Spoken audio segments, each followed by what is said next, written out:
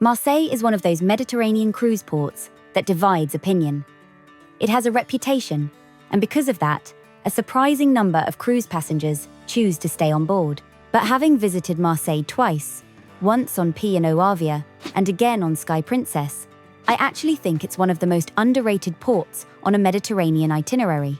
This isn't a port where you're racing for hours to reach somewhere like Rome or Florence. So in this video, I'm going to walk you through the 10 things you genuinely need to know about Marseille Cruise Port, practical advice, realistic expectations, and how to enjoy the day without stress.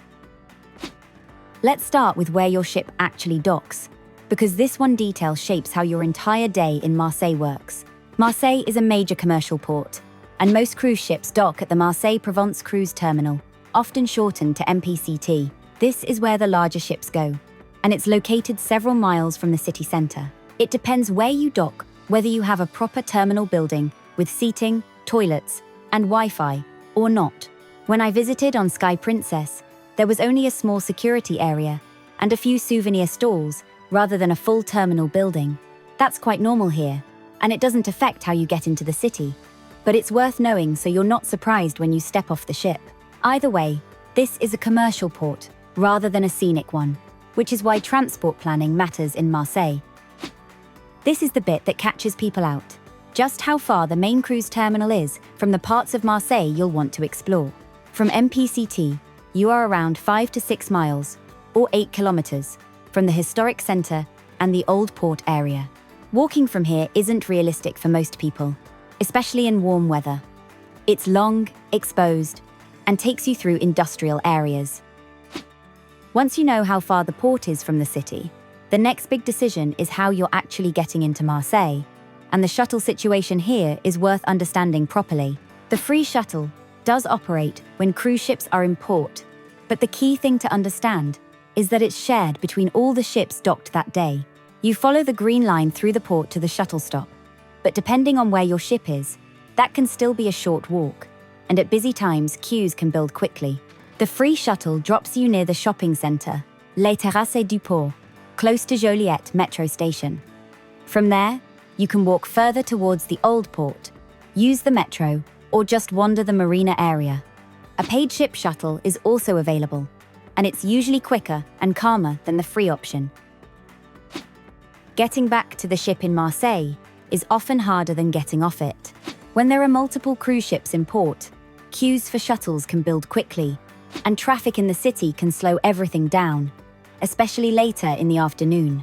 That's why timing matters here. Most people head back at the same time, and delays tend to stack up. This is something I think Marseille does better than many Mediterranean ports. It works brilliantly as a half-day destination. On Arvia, I stayed on board in the morning, enjoyed the ship, and even had the infinity pools to myself before going ashore later. On Sky Princess, I did the opposite, went ashore earlier, then returned to the ship in the afternoon. Both approaches worked well. Marseille gives you that flexibility, which is rare on a Mediterranean itinerary.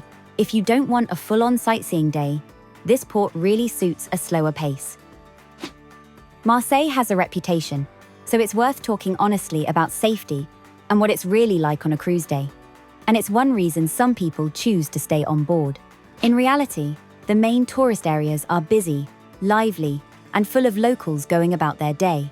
I've always felt comfortable here, especially around the marina and old port areas. Like any large city, you need to be sensible. It's not a place to feel anxious about, just a place to be city smart. When it comes to what to do, Marseille is best enjoyed by keeping things simple and staying close to the heart of the city. Once you're in the city, Marseille works best if you focus on a small, walkable area, rather than trying to tick off lots of landmarks. The heart of it all is the Vieux-Port. This is where Marseille feels alive. You've got the marina, cafes lining the water, fishing boats coming and going, and a real mix of locals and visitors.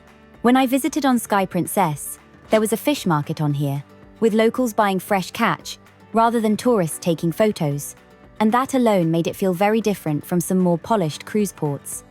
If you want to add a bit more sightseeing to your wander, the area around Fort Saint-Jean and the Museum works really well. Even without going inside, The walkways and harbour views are worth your time. You'll also spot little quirks around this area, like the bright orange teddy near the waterfront, which has become a bit of a fun selfie stop. You've also got the Marseille Cathedral nearby, which is free to visit and easy to reach on foot, and gives you a real sense of the city without needing to plan anything complicated. If you want to see more of Marseille without doing lots of walking, there are two really popular options that work well on a cruise day. Marseille has a hop-on hop-off bus, which gives you a broad overview of the city and takes you to areas that would take much longer to reach on foot. It's a good option if it's hot, you're short on time, or you simply want to sit back and get your bearings, rather than navigate public transport. Another option you'll see everywhere around the old port is the tourist land train, often called the Petit Train de Marseille. This is a very popular choice, especially with cruise passengers, because it's simple, relaxed, and doesn't require much planning. The train runs set routes, including up to higher viewpoints. One thing I really like about Marseille is that it doesn't feel like a cruise-only city, and that's something you notice almost immediately. Around the marina and the viewport, you'll see locals shopping, meeting friends, and going about their normal day, rather than everything being set up purely for tourists. One of the things I like about the old port is that you'll often come across everyday activity, like the local fish market, which makes it feel much more authentic. There are plenty of cafes where you can just sit, have a drink, and watch the harbour activity. You don't need to hunt for a famous restaurant or book anything in advance. Even a simple coffee stop feels authentic here. This is why Marseille works so well if you just want to wander rather than sightsee. It's more about atmosphere than ticking off landmarks, and that's something a lot of Mediterranean ports don't offer. This is where you need to be realistic, because heading further afield from Marseille changes the risk level of your day completely. Marseille is often described as the gateway to Provence, and places like Cassis are genuinely beautiful. Lavender fields and inland towns are iconic.